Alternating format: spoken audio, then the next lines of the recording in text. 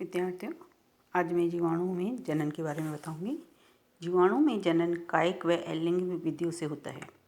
पूर्ववर्ती सूक्ष्म जीव विज्ञानियों की यह मान्यता थी कि जीवाणुओं में लैंगिक जनन नहीं पाया जाता, परंतु इलेक्ट्रॉन सूक्ष्मदर्शी पर देखने पर यह पाया गया है कि कुछ जीवाणु में आनुवंशिक पदार्थों का विनिमय या पुनर्योजन जेनेटिक रिकॉम्बिनेशन होता है। विनिमय सदैव एकल दिशीय होता है। सर्वप्रथम हम देखेंगे कायिक जनन।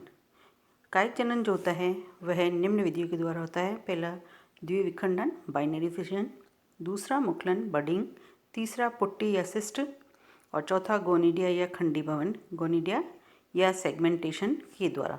तो सर्वप्रथम हम देखेंगे द्विविखंडन। द्विविखंडन पोषण, ताप एवं आर्द्रता की अनुकूल परिस्थितियों में प्राय इस प्रक्रिया के द्वारा जनन होता है। यहाँ एक जीवाणु कोशिका विभक्त होकर दो समान आकार की सतती कोशिकाओं का निर्माण करती है। इस प्रक्रिया को द्विविखंडन कहते हैं। प्रथम चित्र में जो है एक कोशिका कायिक कोशिका दिखाई दे रही है। इस कायिक कोशिका में पहले वृद्धि होती है। वृद्धि होने के पश्चात इसमें जो है संकीर्णन होता है। दोनों ऊपर और नीचे की भित्तियाँ संकीर्णन होकर पास पास आ जाती हैं और वह आपस में जुड़कर दो नई कोशिकाओं का निर्माण करती हैं। दंडाणु तथा सर्पिल जीवाणु कोशिकी लंबवत अक्ष के समकोण पर विभाजित होते हैं, जबकि गोलाणु में जीवाणु कोशिका किसी भी अक्ष पर विभाजित हो जाती है। इस जनन विधि में मीजोसोम्स की सक्रिय भूमिका होती है। यह प्रक्रिया निम्न चरणों में पूर्ण होती है। केंद्र के या आनुवंशिक पदार्थ का विभाजन। जब जीवाणु कोशिका अपनी अधिकतम साइज प्राप्त कर लेती है तब वह विभाजन हेतु लंबाई में वृद्धि करती है। इसके बाद केंद्रीय या आनुवंशिक पदार्थ जो वर्तुलाकार सर्कुलर डीएनए के रूप में होता है, इसका प्रतिकर्तन हो जाता है एवं दो डीएनए घटकों का निर्माण होता है। ये दोनों डीएनए खंड मीजोसोम्स द्वारा विपरीत ध्रुवों पर ले जाए जाते हैं।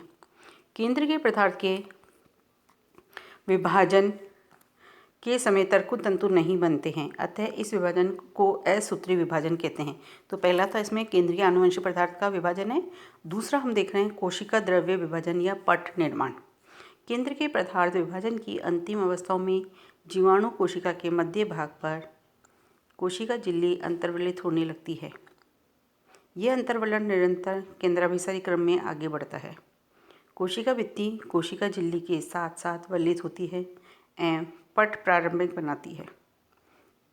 यह अंतर्वलन धीरे धीरे बढ़ता जाता है एवं कोशिका की सतह पर संकीर्ण के रूप में दिखाई देता है।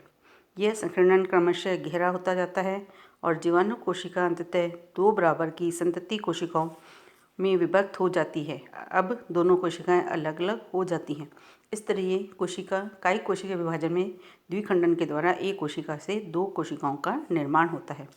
द्वितीय कायिक जनन है मुकुलन। इस प्रक्रिया में जीवाणु कोशिका के एक सिरे पर या उसके पास ही कोशिका भित्ति की मोटाई में कमी आ जाती है। यहाँ से एक पतली झिल्ली से ढकी कोशिका द्रव्य अतिवृद्धि उत्पन्न होती है, जिसमें आनुवंशिक पदार्थ भी आ जाते हैं। यह संरचना आकार में बढ़ती जाती है, इसे मुकुल कहते हैं। अंत में यह संकीर्णन के द्वारा जनक कोशिका से पृथक हो जाती है।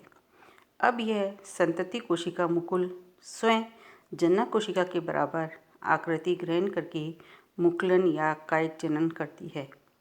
उदाहरण हाइपोमाइक्रोबियम। तीसरे प्रकार का जनन है पुट्टी या सिस्ट। कुछ जीवाणु जैसे एजोटोबैक्टर की कुछ जातियों में यह पाया जाता है। प्रतिकूल परिस्थितियों में कोशिका का संपूर्ण जीव द्रव्य कोशिका भित्ति को छोड़कर अंदर की ओर सिकुड़ जाता है। इसके बाद इसके चारों ओर एक मोटी भित्ति का निर्माण हो जाता है। यह संरचना अंत्य बीजाणु के समान ही प्रतिरोधी होती है। इसे सिस्ट कहते हैं। अनुकूल परिस्थितियाँ आने पर यह सिस्ट अंकुरित होकर नई जीवाणु कोशिका बनाती है। अब चौथे प्रकार का कायिक जनन है गोनिडिया अथवा खंडी भवन। कुछ जीवाणुओं में कायिक जनन के दौरान इनकी कोशिका का जीव द्रव्य विभाजित होकर बहुत छोटी छोटी सूक्ष्मकाय संरचना उत्पन्न करता है। इनको हम गोनिडिया कहते हैं। जनक कोशिका भित्ति के फट जाने से ये गोनिडिया बाहर आ जाते हैं तथा अनुकूल वातावरण में अंकुरित होकर जीवाणु की नई कोशिका बनाते हैं।